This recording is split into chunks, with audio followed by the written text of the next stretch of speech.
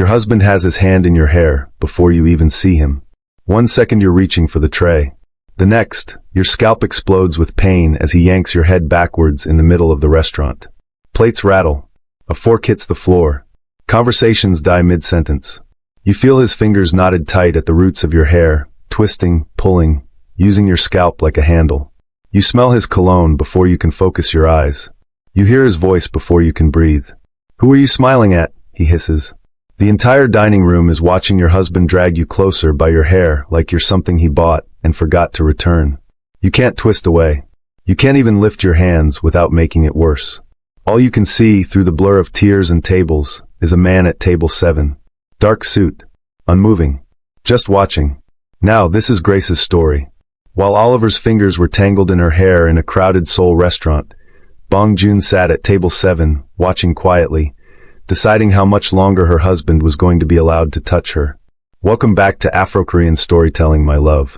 If this is your first time here, we are delighted to have you. Subscribe so you don't miss other beautiful stories on this channel. Like and comment where you are watching from. It will make my day.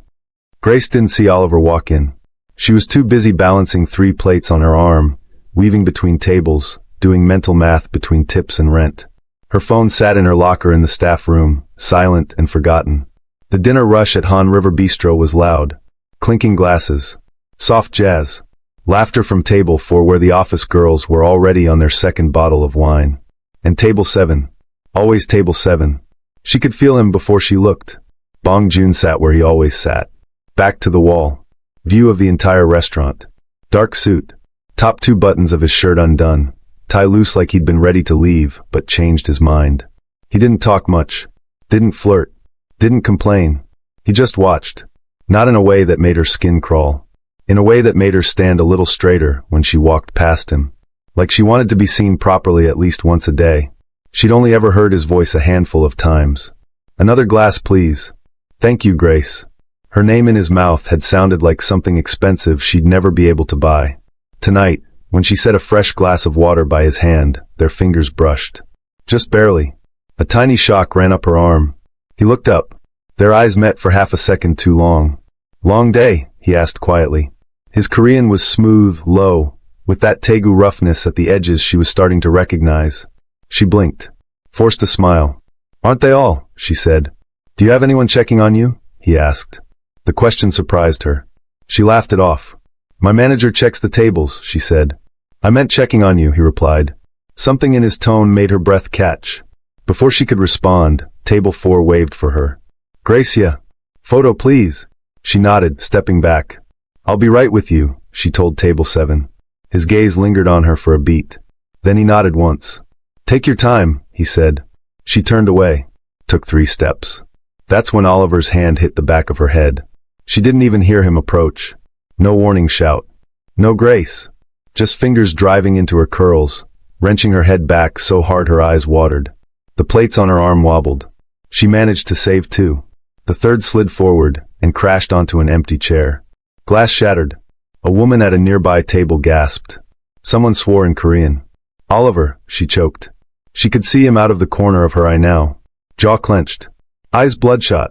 The same dark blazer he'd worn to court that morning when the judge had said the word grace still couldn't stop replaying. Separation. They were taking space. It was supposed to mean he respected boundaries. Not that he'd show up at her job smelling like soju and righteous anger. "Who are you smiling at?" he snarled. His grip tightened. Her scalp screamed. "You think I didn't see you flirting?" "I was working," she rasped. "Let go." He jerked her head again. "Answer me properly," he snapped. The entire restaurant was silent now. Only the jazz kept playing, absurdly soft in the background. Grace's cheeks burned. She could feel eyes on her from every direction. Customers. Kitchen staff peeking through the pass. Her manager frozen near the bar, panic flickering between his brows and the cash register. One pair of eyes felt different. Heavier. She didn't have to look to know where they came from. Table 7. Bong Joon hadn't moved. But she could feel his gaze like a hand on the back of her neck. "Oliver, please," she whispered in English. He hated when she switched languages mid-fight. "You're embarrassing yourself." He leaned down, close to her ear. "Don't talk back to me in front of these people," he hissed in Korean. "They need to know you're still my wife." "We're separated," she whispered. The word shook. Not to me, he said. Say it. Say you're mine. Something closed behind her ribs. She stared straight ahead. At the polished wood. At table numbers standing like witnesses. At the silver 7, sitting in the middle of Bong Joon's table. He lifted his glass and took a slow sip of water. His eyes never left Oliver's hand in her hair. Is there a problem here? His voice slid into the space between them. Not loud. Not threatening. But something about it made even the air straighten. Oliver didn't turn around right away. His fingers twitched in Grace's hair. This is between me and my wife, he said. She's working, Bong Joon replied. You're making it between you and the entire restaurant. A chair scraped. Footsteps. Grace's pulse pounded harder with each one. Oliver's grip didn't loosen. If anything, it tightened, like he was staking a claim in front of an intruder. Bong Joon stopped beside them, close enough that Grace could see the edge of his jacket sleeve. The faint tattoo ink peeking out from under his cuff. The scent of his cologne, clean and dark, cutting through Oliver's cheap alcohol. Let go of her hair, Bong Joon said. He didn't raise his voice. He didn't puff his chest. He just issued the sentence like a fact. Oliver snorted. Who the hell are you? He demanded, finally twisting enough to look at him. Bong Joon regarded him for a long second. Long enough for the entire room to remember how to breathe. Someone who doesn't enjoy watching men behave like this where I eat, he said. His gaze dropped to Oliver's fist. Last time, he added quietly. Let go. Grace felt Oliver's anger spike. She knew it intimately. The twitch in his jaw. The wideness of his eyes. The moment when embarrassment tipped into danger. Do you know how long I paid this girl's bills? Oliver snapped. How much I did for her. She thinks she can flirt with some rich juicy and forget who put her in this city? The word hit her like a slap. Girl. Not wife. Not partner. Just a stray he fed. Bong Joon's expression didn't change. But a muscle ticked once near his temple. You're hurting her, he said. He took one step closer. The restaurant seemed to shrink around them. This is Seoul, not a cage, he added. Take your hand off her, or I'll help you understand the difference. Oliver laughed. The sound came out high and brittle. You threatening me? He demanded. In front of my wife? Something in Grace snapped then. The humiliation. The ache in her scalp. The way everyone pretended not to see until a stranger spoke up. I'm not your wife, she said. Her voice shook, but the words were clear. A ripple moved through the room. Oliver's hand spasmed. He yanked harder. Her eyes watered. What did you say? He ground out. Grace swallowed. I said I'm not your wife, she repeated. We signed the papers today. Silence. Even the jazz felt like it paused. Oliver's breath hit her ear, hot and uneven. You think a piece of paper changes what you owe me? He whispered. Bong Joon moved. Grace barely saw the motion. One moment Oliver's hand was in her hair. The next, his fingers were empty, and his arm was bent back at an angle that made him gasp. Bong Joon's hand wrapped around Oliver's wrist with lazy precision, like he was adjusting a watch. Careful, Bong Joon murmured. You're spilling onto my table. Oliver hissed in pain. Let go of me. That's what I told you, Bong Joon said. Twice. He eased Oliver's hand away from Grace's hair. Not jerking. Just peeling each finger off like something unpleasant stuck to her. The moment her scalp was free, Grace stumbled forward. Her hand flew to the back of her head. Her eyes stung. She sucked in a breath that felt like it reached all the way to her toes. Go stand by the bar, Bong Joon said softly, without looking at her. His voice had changed again. Gentler. She can decide what she wants to do in a minute, he added. For now, she's going to stop being your handle. Grace's legs moved before her brain caught up. She backed away.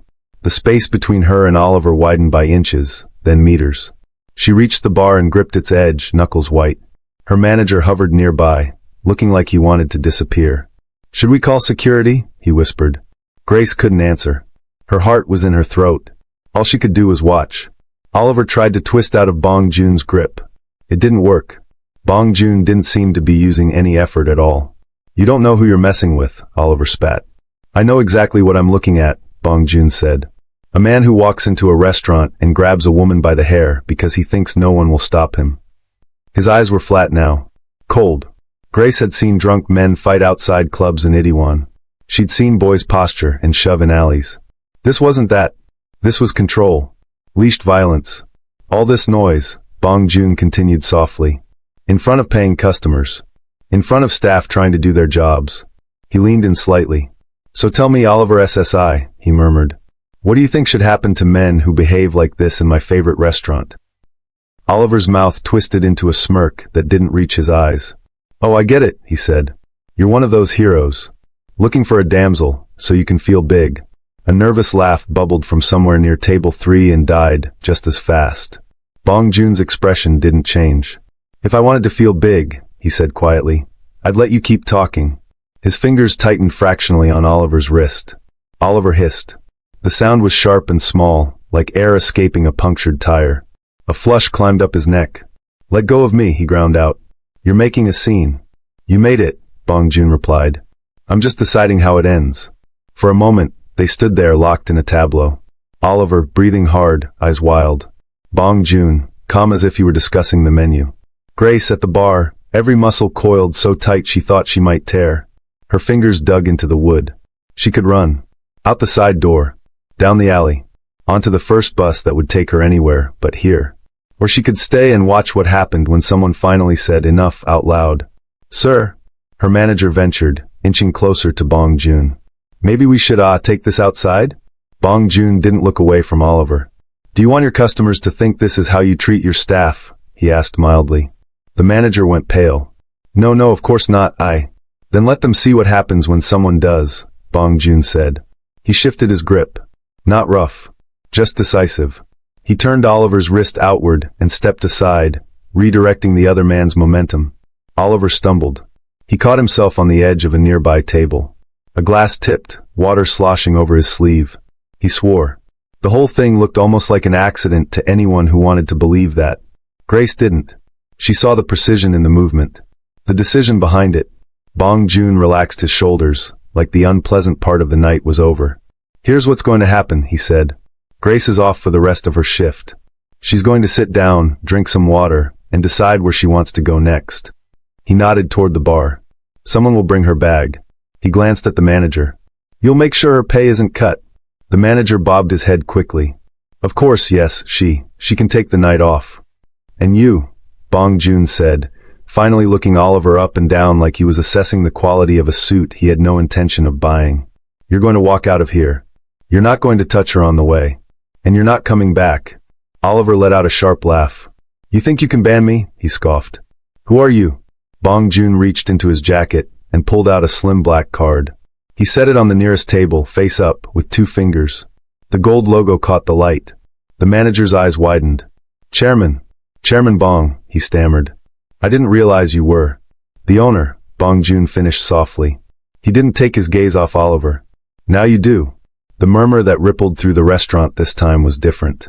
Not gossip. Recognition. Grace had heard the name before. Whispered in late-night staff chats. Bong Group. Real estate. Clubs. Rumors about darker things underneath the legitimate ones. She'd never connected that name to the man at table 7, who always tipped in cash and left before dessert. Oliver's face drained of color. His bravado flickered. You think owning a restaurant gives you the right to steal another man's wife? He snarled, desperation creeping into his tone. Again, Bong Joon said calmly. She's not your wife. It doesn't give me the right to do anything. But it does give me the right to decide who I let inside my walls. He took a single step forward. Oliver stepped back without meaning to. Today, Bong Joon continued, I watched a man wrap his hand in a woman's hair and pull. In front of my staff. In front of my food. In front of me. He tilted his head. That's something I remember. His voice didn't change volume. It didn't need to. The promise in it made the lights feel colder. Grace's skin prickled. Not with fear of him. With the sense that a line had been drawn, and for once, she was on the right side of it. Security arrived at that moment. The 2 quiet men from the building lobby, who usually stayed near the elevators. They must have been called when voices first rose. Chairman, one of them said with a small bow. Is everything all right? It will be when he's outside, Bong Joon replied. He didn't look at them. He kept his gaze pinned on Oliver. You heard him, the guard said, turning to Oliver. Time to go. Oliver jerked his arm out of their reach. I'm not finished talking to my... His eyes cut toward Grace. For a moment, all the old patterns tried to close around her. The apologies he'd whisper later. The promises. The way he'd list every bill he'd ever paid and call it love. Her chest ached. She straightened her shoulders. You're finished, she said softly. Her voice carried in the hush. I'm working here. I'm living here. I'm not going anywhere with you. Oliver stared at her like he'd never seen her before. Anger flickered. Then something colder. You'll call me, he said. Half statement, half threat. When your rent is due. When you remember nobody else wants you. He wiped at his wet sleeve with a sharp, angry motion. This place won't keep you, he muttered. Men like him don't keep girls like you. The words hit her like little stones. They always had. Tonight, they hurt less. Maybe because there was another man in the room who wasn't looking at her like something cheap.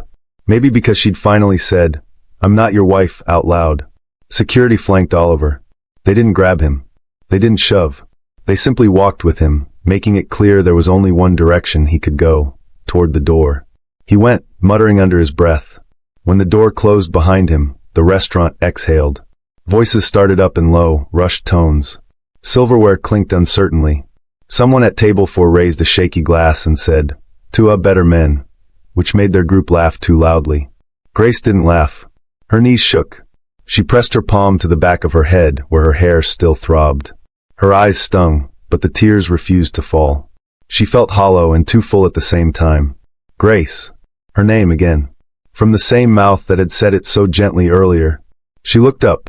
Bong Joon stood a few feet away from the bar now. He'd created space between the scene and himself as neatly as he'd created it between her and Oliver. He didn't touch her. Didn't reach. He simply tipped his head slightly toward table 7. Come sit, he said. It sounded less like an order and more like an invitation to solid ground. Her manager nodded rapidly beside her. Yes, yes, go, he said, almost tripping over his own words. Take a break, Grace. I'll find someone to cover your tables. She didn't argue. For once, she didn't apologize either. She walked. Her legs felt strangely light, like they belonged to someone else. When she reached table 7, Bong Joon had already pulled out the chair opposite his. He did it himself. No snap of fingers. No calling for a host. He waited until she sat. Then he slid the chair in gently with one hand on the back. The simple courtesy of it undid her more than Oliver's cruelty had. You're shaking, he observed. His eyes flicked to her hands where they rested on the table. She curled them into fists to stop it. I'm fine, she said automatically. He arched one eyebrow. If it had been anyone else, she might have found it arrogant. On him, it just looked like he'd heard that lie too many times. You were almost pulled off your feet by your hair, he said. In front of half of Jongnyo. You're not fine. A short laugh escaped her, brittle but real. When you say it like that, she murmured, it sounds bad. It is bad, he replied. His tone softened by a fraction. But you're here now. He nodded at her empty place setting. She realized the table was already reset in front of her. Napkin, chopsticks, an untouched glass of water. He must have signaled someone while the rest of the room was still trying to process what they'd seen. Drink, he said. Not a command. A suggestion wrapped in concern. Her throat was dry enough to scratch. She picked up the glass with both hands to hide the tremor. The water was cold. Sharp. It slid down her throat and settled heavy in her stomach. Thank you, she whispered. He inclined his head slightly, like the words were unnecessary but accepted. Does he do that often? He asked after a moment. No judgment in his tone. Just a calm request for data. Grace stared at the condensation trailing down the glass. She could feel the room's attention drifting back to their own meals, but table 7 still existed in a bubble. The jazz had switched to something softer. Her scalp ached in a steady pulse. We were married for 3 years, she said quietly. He never used to grab me like that in public. In private? The question was gentle. She hesitated. Her instinct was to protect Oliver, to shrink the story, to say it's complicated, or we both made mistakes. That instinct had kept her in place for years. Tonight, her hair still hurt where he'd held her like a leash. Sometimes, she admitted. Her voice dropped. When he was angry. When he was drunk. When he thought I was forgetting what I owed him. She lifted her gaze. Met his eyes. He paid for my ticket from Lagos, she said. He reminds me of that every time I say no. Bong Joon's jaw tightened almost imperceptibly. Debts, he said softly. Men like that love the word. He didn't say men like me, but she heard the echo. You think you're different? She asked before she could stop herself. The question came out more raw than she intended. His eyes flicked with something, surprise maybe, then steadied. I know I am, he said simply. Because I just watched you tell him, I'm not your wife, even while his hand was in your hair. And I didn't feel smaller. I felt impressed. Heat crept up Grace's neck. She looked away. No one had ever used that word about her in a fight. Difficult. Stubborn. Ungrateful. Never impressive. I sounded scared, she said. You sounded brave, he countered. Those two live in the same house more often than people admit. The corner of his mouth curved, just slightly. Besides, he added, you have terrible timing. She blinked. What? You waited until you had a room full of witnesses and a very good view, he said. If you wanted to be quiet, you chose the wrong moment. A small, unwilling smile tugged at her lips. I didn't choose it, she said. Feels like it chose me. His gaze softened. Maybe, he said. Or maybe you were just waiting for someone else in the room to remember you're not furniture. Her chest ached in a different way now. She swallowed, looking at him properly now. The man at table 7. The one she'd refilled water for a dozen times without knowing his name mattered. The one who'd stood up when everyone else pretended their food was more interesting than a woman being dragged by her hair. Why did you help me? She asked quietly. It wasn't accusation. It was genuine confusion. Men like him didn't do things for free in the worlds Oliver talked about. Bong Joon studied her for a moment. Because I was here, he said. And because I could. His fingers tapped once on the table, thoughtful. And because I don't like men who touch what doesn't belong to them and call it love. Grace's fingers tightened around her glass at his last sentence. Doesn't belong to them. It shouldn't have sounded romantic. It did. Maybe because, for the first time in a long time, she felt like a person and not a debt. A throat cleared near their table. Chairman, one of the security men said quietly. We've escorted the gentleman outside. He was warned about returning. Good. Bong Joon replied without looking away from Grace. Make sure he gets in a taxi. I don't want him wandering around the block, pretending to forget the way home. The guard nodded and stepped back. Grace stared at him. You didn't have to do that, she said. Yes, I did, he answered. His gaze held hers steady. He touched you like that in my restaurant. That makes it my problem. Her pulse skipped. My problems are not your responsibility, she said. Not unless I choose them, he replied. He let that sit between them for a beat. Then he glanced toward the kitchen, lifted 2 fingers in a small, precise gesture. The head chef, who had been watching from the past window, nodded and disappeared. What are you doing? Grace asked. Fixing one small part of your evening, he said. You haven't eaten. I'm not hungry, she lied. Her stomach chose that moment to twist and complain softly. He heard it.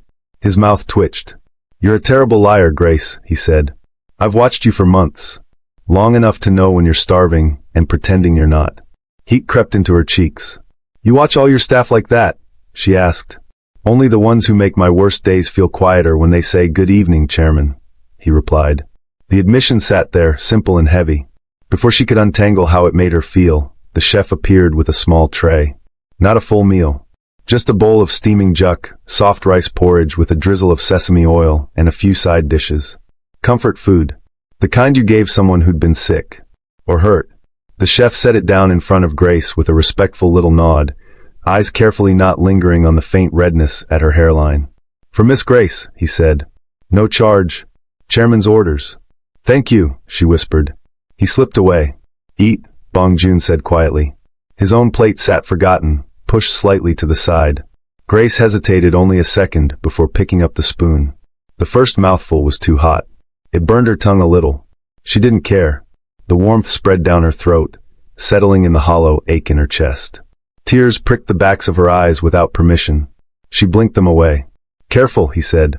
Slowly. You're safe now. You don't have to rush. Safe. The word scraped something raw inside her. I have to go home eventually, she murmured. Do you? He asked. The question stalled her hand halfway to her mouth. She looked up. What do you mean? He leaned back slightly, studying her. Where does he live? She swallowed. In the apartment. We rented it together, but his name is on the lease. And you? I sleep there too, she said. For now. Then it's his territory, Bong Joon said. He'll be waiting. Dread pooled in her stomach. She'd been trying not to think that far ahead. Oliver's voice echoed in her memory. You'll call me. When your rent is due. When you remember nobody else wants you. He always waits, she admitted softly. Outside work. Outside my friend's place. Once outside church. The last part hurt to say. Like even God's front steps weren't big enough to scare him off. A shadow crossed Bong Joon's expression. Then you're not going back there tonight, he said. It wasn't a suggestion. Her spine straightened. You don't get to decide where I sleep, she said, more sharply than she meant to. His gaze didn't harden. If anything, it warmed by a degree. Good, he said. That was a test. Confusion flickered through her. What? I needed to hear you say that, he replied. That you know your life is yours. He folded his hands loosely on the table. Let me be clear, Grace, he said. I'm not another man who wants to own your choices. I'm offering you options he convinced you don't have. Her shoulders eased a fraction. What options? She asked warily. For tonight, he said. You can take a room at a hotel I own across the street. No one will give your information to anyone without my permission. Or, he added, you can stay in a guest room at one of my apartments. He held her gaze steady as he spoke. No strings. No locked doors. No expectations. In the morning, my lawyer can explain what protections you can file for. Lawyer. The word made her throat dry again. I can't pay. I'm not asking you to, he cut in. If that feels like another debt, we can call it staff welfare. You've been serving my table for months. Consider this a very late tip. A laugh slipped out of her then. Unexpected. Small. But real. It's a very big tip, she said. You nearly got your arm dislocated for it. He looked at his wrist like he'd forgotten Oliver had been attached to it minutes ago. It's fine, he said. Nothing I haven't experienced before. Something in his tone made her wonder what before looked like for him. But the lines around his eyes closed gently around the subject. Not tonight. This wasn't about him. Why? She asked again, softer. Why me? There are dozens of women in this city, he said. Not all of them tried to stand up to a man who thinks money makes him God. His gaze dipped to her hands, then back up. And I told you, he added. You make my worst days feel quieter when you say, good evening, Chairman. Her chest ached in a different way now. What if I don't want to call you Chairman? She said. He tilted his head. What do you want to call me? She hesitated. June SSI. The corner of his mouth lifted. That would be nice, he said. On his tongue, the word nice sounded heavier than it should. Then it settled, he added. Tonight, you call me June. And you let me make sure Oliver doesn't get a second chance at pulling your hair. Grace stared at him. At the man who'd sat at table 7 for months, quiet and self-contained. At the man who had just rearranged the entire night with a few softly spoken sentences. Okay, she said finally. Her voice came out shaky but certain. I'll take the hotel. He nodded once, as if he'd expected that. A car will take you there, he said. I'll text ahead so they're ready. No check-in desk. No waiting in the lobby. Just a key, a bed, and a shower that actually gets hot. Her eyes stung again at the last part. It was such a small detail. Such an ordinary promise. It felt more intimate than any grand gesture. I can go alone, she said, half to convince herself. I know, he replied. But you won't. I'll walk you to the car. Oliver's pride is loud, not brave. He's more likely to try something stupid if he thinks you're unprotected. A flicker of fear darted through her. If he sees me leaving with you, he already thinks worse things than the truth, June said calmly.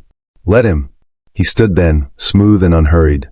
The motion drew a few glances from nearby tables, but most people were pretending very hard not to have seen anything. He rounded to her side and pulled her chair back gently as she rose. Do you have your things? He asked. She nodded. My bag is in the staff room. He gestured for her to lead the way. As they walked through the restaurant, Grace felt every set of eyes that flicked toward them and away again. Some held pity. Some held curiosity. At table 4, one of the office girls gave her a small, clenched fist sign of support. Grace managed a tight smile in return. In the narrow hallway by the staff room, away from most of the noise, the air felt cooler, quieter. She pushed the door open. Inside, the room was a cramped mess of lockers, spare uniforms, and half-drunk cups of convenience store coffee. Her locker door stuck for a second, then gave way. She grabbed her worn canvas bag, her phone still tucked in the side pocket where she'd left it before her shift. She slung it over her shoulder. When she turned back, June was still in the doorway. He hadn't stepped inside. He kept his hands in his pockets, giving her space. You really don't have to do this, she said again, softer. He held her gaze. You really don't have to go back to him, he replied. The sentence landed like a stone dropped in water, ripples spreading outward. She looked down at her bag strap. Her fingers were white where they gripped it. Okay, she whispered. Okay. He stepped aside to let her pass. In the corridor, Their shoulders were close enough that she could feel the warmth of him, but he didn't brush against her. He let her set the distance. At the back entrance, one of his drivers waited by a sleek black car. The man bowed slightly when he saw June, then glanced at Grace with professional neutrality. "Hotel," June said. "Use the underground entrance." "Yes, Chairman," the driver replied. "June," he corrected mildly. The driver's lips twitched, but he didn't comment. He opened the rear door for Grace. She hesitated on the threshold. The night air was cool against her hot skin. Soul hummed beyond the alley, neon and horns and 1,000 lives that had nothing to do with hers. She looked back at June. He stood a few feet away, hands in his pockets, watching her with that same steady focus he'd had at table 7. "Will I see you again?" she blurted, shocking herself. The question hung between them, fragile and too honest. His eyes softened. "If you want to," he said. "I'll be at table 7 tomorrow. Whether you're bringing me water or sitting down is up to you." The driver waited, patient and still, as if the whole city wasn't pressing in around them. Grace clutched the strap of her bag a little tighter. "Table 7 again," she repeated softly. It sounded like a promise and a dare all at once. June's lips curved, the smallest smile. "Table 7 again," he confirmed. He took one step closer. Not enough to crowd her, just enough that she could see the different shades of brown in his eyes under the dim alley light. "And Grace," he added. "Yes. If you come back," he said, "you're not coming back for him. You understand that?" She exhaled, a shaky sound that wasn't quite a laugh. "I think I finally do," she said. He nodded once, satisfied. Then he stepped back, giving her room to duck into the car. The leather seats were cool against the backs of her legs. The driver closed the door with a soft, final click that made her chest tighten. June leaned down slightly toward the tinted glass. For a second, their eyes met through the reflection, his face overlaid on hers. "Sleep somewhere he can't reach you," he said quietly. "Just once." The engine hummed to life. As the car pulled away, Grace twisted in her seat to look back. June stood exactly where she'd left him, hands in his pockets, watching the car until it turned the corner and disappeared into Seoul's neon wash. Only then did he move, slipping a phone from his jacket and dialing a number from memory. "Find out who Oliver Adesanya owes money to," he said when the call connected. His voice was calm. "I want to know every landlord, every side hustle, every favor he's called in the last year." A pause. "And quietly flag his name with building security in a 3-block radius." He watched the empty stretch of road where the car had vanished. "If he comes back here," he added, "I want to know before he finishes his first curse word." The hotel June had mentioned didn't look like a hotel from the underground entrance. It looked like any other concrete basement, gray walls, numbered doors, the faint smell of cleaning solution. The driver parked in a private bay and stepped out first. He opened Grace's door and gestured toward a side entrance, away from the main lobby. "Miss Grace," he said with a small bow. "This way." Everything felt muffled after the noise of the restaurant. No clinking plates. No jazz. Just the soft tap of her shoes on the polished floor and the low hum of distant air conditioners. They took a staff elevator up. No mirrored walls, no chiming announcements. Just a quiet ascent that made her ears pop. On the 8th floor, the doors slid open to a carpeted hallway lit by warm lamps. A woman in a neat black suit waited beside one of the doors, tablet in hand. When she saw Grace, her expression softened. "Good evening," she said. "You must be Grace." "Yes," Grace said carefully. "Do I need to sign anything?" "Everything is handled," the woman replied. "Chairman Bong sent your information. No ID, no deposit required." The knot in Grace's stomach eased a fraction. No paper trail. No front desk for Oliver to charm or bully information out of. The woman held out a key card with both hands, respectful. "This is your room," she said. "Number 803. If you need anything, food, extra blankets, someone to walk you downstairs, we have staff available all night." Grace took the card. Her fingers brushed the woman's. "You know about what happened?" she asked before she could stop herself. The woman's eyes gentled. "I know enough to make sure you feel safe while you're here," she said. "Nothing leaves this floor, Miss Grace. Not unless you say so." The words almost undid her more than the confrontation had. "Thank you," Grace whispered. The woman inclined her head and stepped back. "I'll be at the end of the hall if you need anything tonight," she said. "Sleep well. Sleep well." It had been a long time since anyone said that to her like it was a wish, not a command. Grace slid the keycard into the door. The lock clicked. She stepped into the room. It was simple and soft. Warm lighting. A big bed with white sheets that looked like clouds. A small sofa near the window. Thick curtains drawn against the city. The air smelled faintly of citrus and clean laundry. She closed the door and leaned back against it, eyes closed. Silence pressed in, gentle and strange. No Oliver pacing in the next room. No neighbors arguing through thin walls. Just her and the hush and the fact that, for the first time since she'd left Lagos, she was in a space that no man could claim he'd paid for. Something cracked inside her chest. The first sob punched out of her before she could swallow it. She slapped a hand over her mouth, as if anyone was around to hear. Tears blurred her vision. She slid down the door until she was sitting on the carpet, knees pulled up, shoulders shaking. For a few minutes, she let it happen. All the fear she hadn't had time to feel in the restaurant poured out. The embarrassment. The echo of Oliver's grip in her scalp. The way every eye had been on them until June stood up and moved the spotlight. The way June had looked at her like she was a person worth rearranging a night for. Eventually the sobs eased into hiccups. She wiped her face with the backs of her hands and forced herself to stand. The bathroom light flicked on with a soft click. The mirror was kinder than the one in the restaurant. Warm lighting, no harsh shadows. Still, she winced when she saw her reflection. Her hair was a mess where Oliver's fingers had pulled through the curls. A faint redness marked her scalp near the crown. Her eyes were swollen, rimmed with pink. She leaned closer, touching the tender spot carefully. "Doesn't belong to them," she whispered, hearing June's voice in her head. She didn't know if he meant her hair, her life, or her future. Maybe all three. She turned on the shower. Hot water thundered into the tiled stall, steam curling up like a blessing. At home, the water always went cold after 5 minutes. Oliver said hot showers were a luxury, not a right. Tonight, she stayed under the spray until her fingers wrinkled and the ache in her scalp faded into the general warmth. She washed the smell of the restaurant and Oliver's cologne from her skin. When she stepped out, wrapping herself in a thick white towel that felt like a hug, she felt almost like a different person. Not healed, not suddenly strong, just a less small. A hotel robe hung on the back of the bathroom door. She shrugged into it, the fabric soft against her arms. In the mirror, she looked like someone else's fantasy, some rich man's kept woman hiding in a luxury hotel. But this room was hers for the night, and the man who'd sent her here had stood in a corridor and let her walk away without reaching for her even once. She padded out to the main room, bare feet sinking into the carpet. On the small table by the window, her phone buzzed. She'd forgotten it completely. For a second, panic surged. Oliver. Her hand hovered over the device, fear curling in her gut.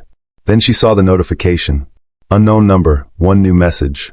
Something jolted under her ribs. She opened it. A simple text. "I told the hotel you might not want calls put through tonight. If anyone asks for your room, they'll call me, not you. June." Her fingers trembled around the phone. Another message came through before she could fully process the first. "Sleep. Tomorrow, if you still feel brave, table 7 will be waiting."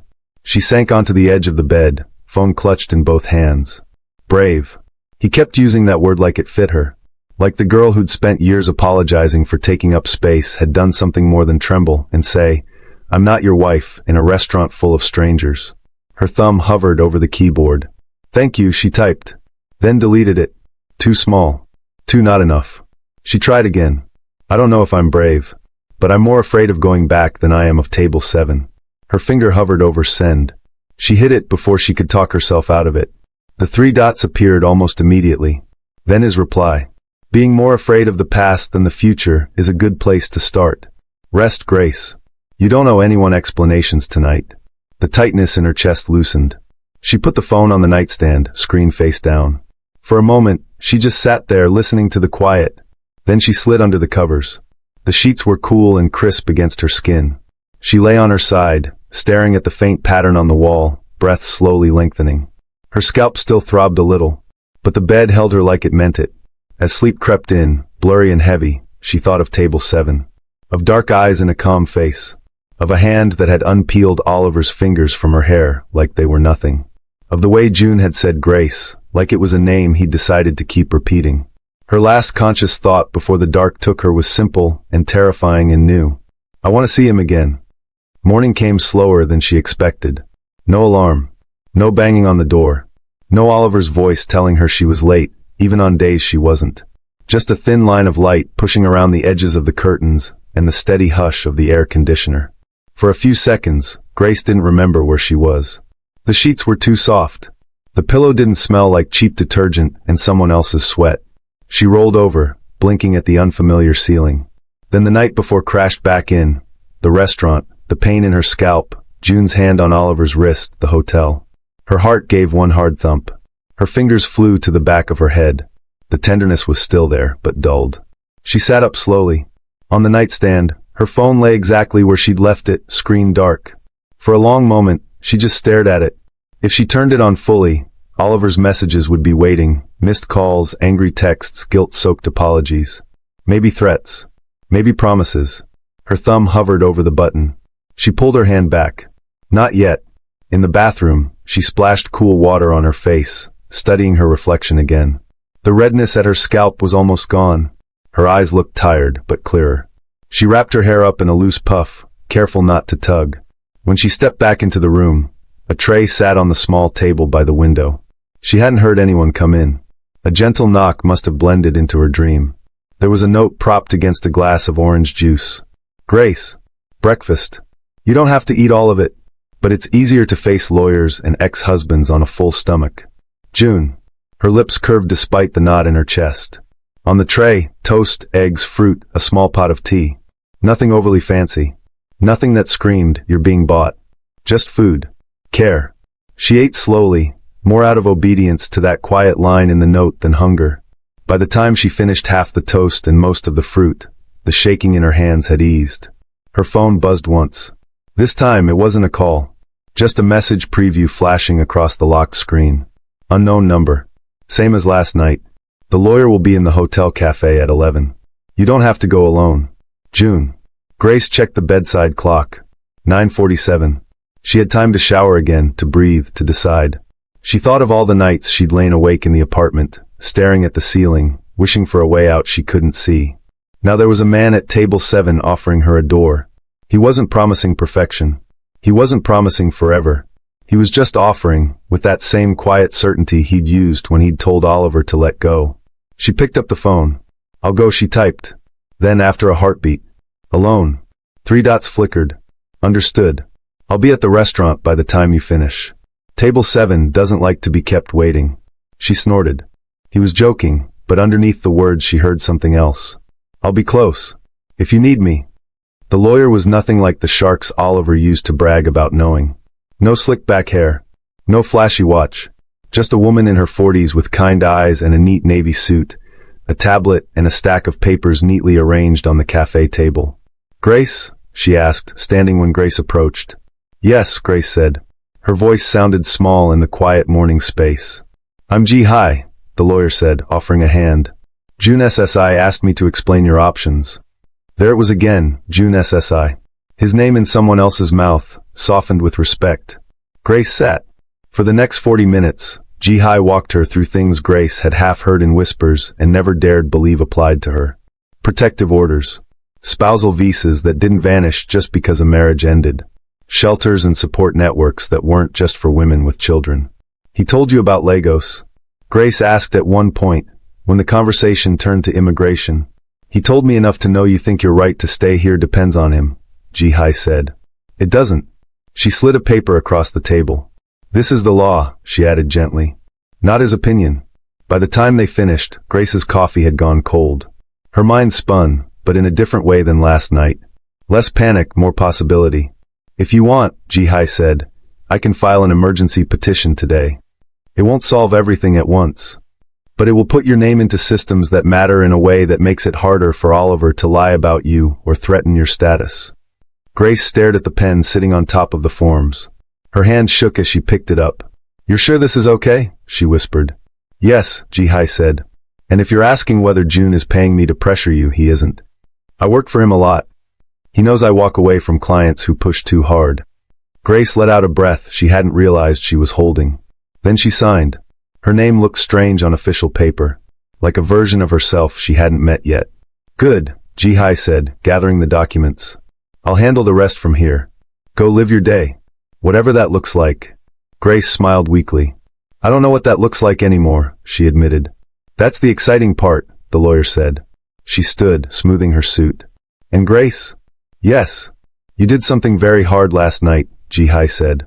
Don't let anyone, including yourself, call it anything less. The walk back to Han River Bistro felt different in daylight. The river glinted between buildings. Office workers hurried past with coffees and phones pressed to their ears. The restaurant sign looked the same. The glass looked the same. But as Grace approached, she felt none of the dread that usually tightened her chest before a shift. Instead, something fluttered there. Nerves. Hope. Both. Inside, the lunch prep was just beginning. Kitchen staff chopping. Manager flipping through reservation lists. He looked up when he saw her. Grace. For a second, guilt flashed across his face. I was going to call you, he said. I should have done more last night. She shook her head. You did enough, she said. You didn't tell me to go home with him. He swallowed. No, he said. I saw Chairman Bong's face. I decided my job is not worth that kind of trouble. He tried for a smile. Are you okay? I will be, she said. Can I work tonight? He hesitated. Of course, he said quickly. If you want. You don't have to. Chairman said he'd cover your shifts if you needed time. She thought of the hotel, the lawyer, the form she'd signed. Of June's text. Table 7 will be waiting. I want to, she said. Just not today. Today I'm. She searched for the word. Not running. Not hiding. Living, she settled on. Okay, he said, relieved. Come tomorrow. She nodded. Her eyes flicked toward the back. Toward the corner where table 7 sat. It was occupied. Of course it was. June's dark suit, his familiar profile, the way he sat like he owned the chair and the view. As if he felt her looking, he turned his head. Their eyes met through the half-empty room. Something unclenched inside her. He didn't wave. Didn't beckon. He just held her gaze and tipped his head slightly, the barest of acknowledgments. An invitation without pressure. She walked toward him. Each step felt like crossing some invisible line she'd drawn around herself years ago. When she reached the table, she stopped at her usual spot, hands automatically folding in front of her. Good afternoon, Chairman, she began out of habit. His eyebrow rose. She caught herself. June SSI, she corrected. His mouth curved. Better, he said. Are you busy? She asked, immediately wanting to bite the words back. He glanced at the single glass of water in front of him. At the moment, he said. No. He nodded at the empty chair opposite. Sit, Grace. It was easier this time. Her legs didn't feel like they might give out. Her hands still shook a little, but she let them rest on the table instead of hiding them. How was the hotel? He asked. Clean, she said. Quiet. She swallowed. Safe. The word felt less foreign now. I'm glad, he said. And the lawyer? She said I have more rights than I thought, Grace replied. A small, defiant spark lit behind her ribs. I signed things. Good. His gaze warmed. How do you feel? She thought about it. About the fear that still lurked in the back of her mind. About Oliver's inevitable reaction when he realized his grip on her life was loosening. About the way her scalp no longer burned. Scared, she said honestly. And lighter. He nodded, as if that was the answer he'd expected.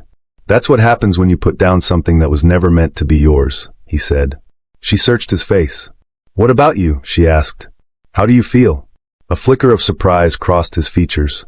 About what? About all of this, she said, gesturing vaguely between them. You didn't have to get involved. He was quiet for a moment. Then he leaned back slightly, eyes never leaving hers. I feel like I walked into my restaurant for dinner, he said, and walked out with a problem I'm strangely glad I have. Her brows knit. A problem? You, he said simply. Grace with the tired smile and the brave mouth.